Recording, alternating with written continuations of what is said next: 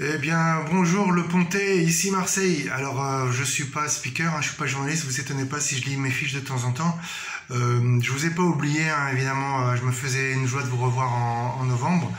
Ça sera, j'espère, le cas en décembre prochain. En attendant, je vous oublie pas et je vais vous faire visiter ma cellule, qui est beaucoup plus cool que la vôtre, évidemment. Alors là, c'est mon bureau. Vous avez quelques-uns de mes bouquins. Sur la route again, un bon écrivain est un écrivain mort. Cadavre, vautour et poulet au citron, les enfants rouges, les hommes sont des maîtresses comme les autres. Prends ça dans ta gueule, Zarmal Zarbi. Le fameux Momo le turbulent dont je vous ai parlé. ISO, dont je suis inspiré pour écrire mon prochain polar. Tout ça, je vous montre que je travaille à mon bureau avec plein de documentation et que la littérature est partout. Là, c'est Ernest Hemingway. Là, c'est un dessin que m'a fait notre surveillant-chef Pedro, qui est super cool, un peu caché là, qui est joli. Je vous montre un peu mon appartement vite fait. Ça, c'est les Dolly Parton, qui sont mes copines offertes par un peintre qui s'appelle Pierre Pelot, qui est aussi auteur de polar. Là, vous avez Jack Kerouac, qui est sur mon t-shirt ici, avec son pote Neil Cassady. Vous voyez, il fait beau à Marseille ce matin. Là, c'est ma mère qui est décédée malheureusement, mais je sais qu'elle est toujours avec moi. Corto Maltese, qui est très littéraire, puisque Hugo Pratt était un auteur qui lisait et écrivait beaucoup sur la littérature. Vous retrouvez Hugo Pratt. Là, c'est mon côté cinéma. Terence Hill, Bud Spencer. Vous étiez peut-être trop jeune, mais j'adorais. Avec Scarface, évidemment, Al Pacino, mais je le prends pas comme modèle parce qu'il a très mal terminé, souvenez-vous, dans le film. Je vous montre un peu où j'habite. Il y a un super chantier à Porte d'Aix. Il fait beau. Là-bas, c'est les collines. De l'autre côté, c'est la mer. Bon, je parle un peu vite parce que je sais que sinon je suis un peu trop long. Ça, c'est Cuba où j'ai été plusieurs fois. Je vous ai dit que j'avais beaucoup voyagé. Donc, on retourne par là. Là, c'est la salle de bain. On s'en fout avec les chiottes. Moi, évidemment, c'est un peu plus grand que chez vous. Mais tout ça pour vous dire qu'un écrivain, c'est quelqu'un d'un peu confiné, comme je vous l'ai expliqué dans mes interventions, puisqu'on a besoin non pas d'inspiration, comme les gens croient toujours, mais de concentration. Donc je vais vous faire un petit résumé de ce qu'on s'était dit la première semaine entre nous, ceux qui étaient avec moi. Joseph Conrad, il parlait de donner à voir et donner à lire, donc vous étonnez pas si je vous parle beaucoup de littérature, il faut beaucoup lire, beaucoup écrire, pour bien écrire, pour beaucoup lire.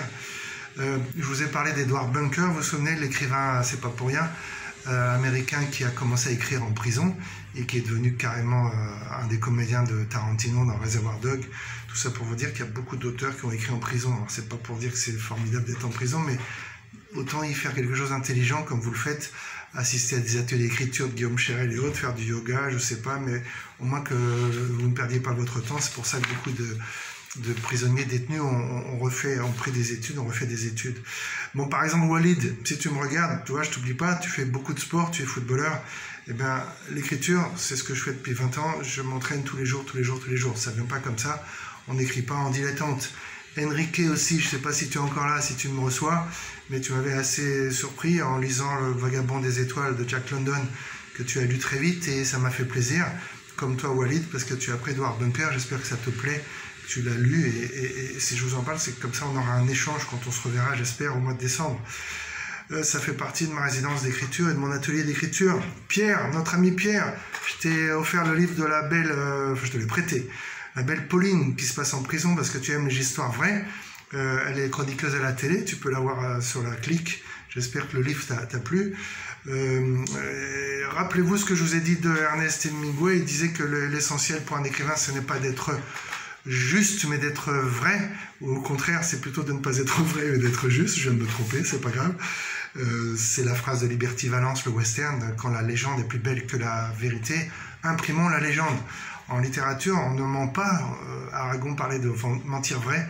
C'est pas du mensonge, c'est pour édulcorer la vérité, la rendre plus belle et jouer avec les mots, par exemple. Blaise Cendrars, un des écrivains que je préfère, que j'aime beaucoup, qui était suisse de langue française, avait écrit La prose du Transsibérien. Vous vous souvenez, son rédacteur en chef, je vous avais raconté, lui demandait s'il avait vraiment fait le voyage dans le Transsibérien, et il avait dit, mais qu'est-ce que ça peut te foutre, puisque je t'ai fait rêver, je t'ai fait voyager.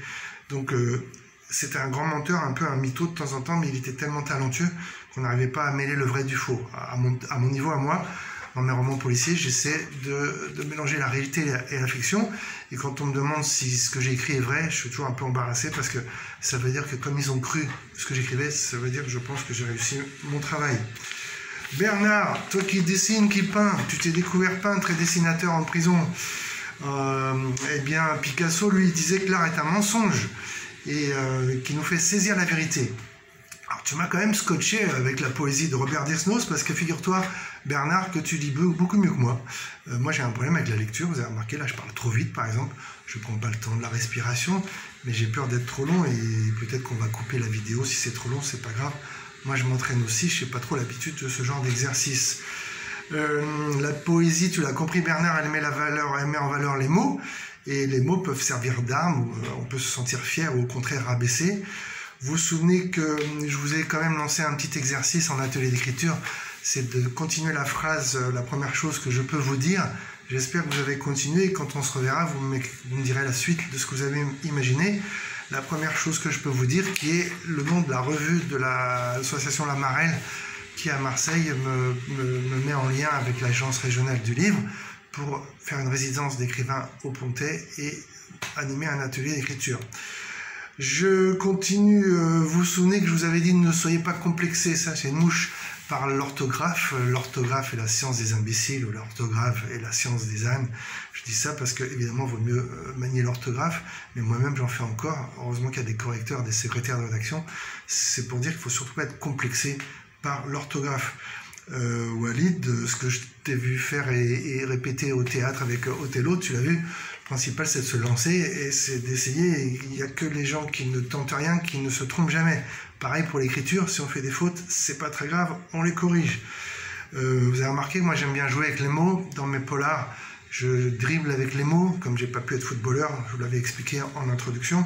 Je joue avec le mot, avec le rythme, avec la musicalité, un peu comme au rap, au slam, et ça fait partie de ce que j'essaie de vous expliquer quand j'ai discuté avec vous. Ça n'avait pas l'air d'un atelier d'écriture, mais je suis sûr que vous avez retenu beaucoup de choses de ce que je vous ai fait passer. Alors, je me vante un peu, mais je pense que c'est le cas, je l'ai vu dans vos yeux. C'est pour ça que j'étais pressé de vous retrouver, parce que je vous ai trouvé attachant et très intéressant et très motivé. Donc il faut, quand on écrit, hein, c'est un peu comme Henrik, lui il écrit 1000 pages, comme Walid qui écrit à sa manière moins de pages mais avec intensité. N'oubliez pas de vous corriger, c'est le détecteur de merde, la meilleure arme de l'écrivain, c'est la poubelle, disait Ernest Hemingway. Relisez-vous, parlez comme dans le gueuloir de Flaubert, comme ça vous entendrez les erreurs que vous faites. N'oubliez pas que je vais y arriver, j'arrive bientôt au bout là. Pour écrire un roman policier, je vous donnerai notamment des recettes et des conseils. À partir de demain, nouvelle pastille vidéo où je vous donnerai des conseils des meilleurs écrivains, ceux qui sont les plus importants pour moi, comme Jack Kerouac et aussi Jack London. Et comme ça, je vous mettrai un peu en valeur parce que figurez-vous, comme je vous le disais, vous avez des histoires très fortes et ça va me servir pour mon travail final.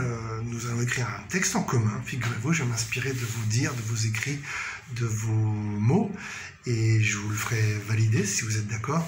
Et demain, je continue cet atelier d'écriture un peu particulier en vous donnant des conseils, des recettes d'écrivains connus et les miens de conseils. À bientôt!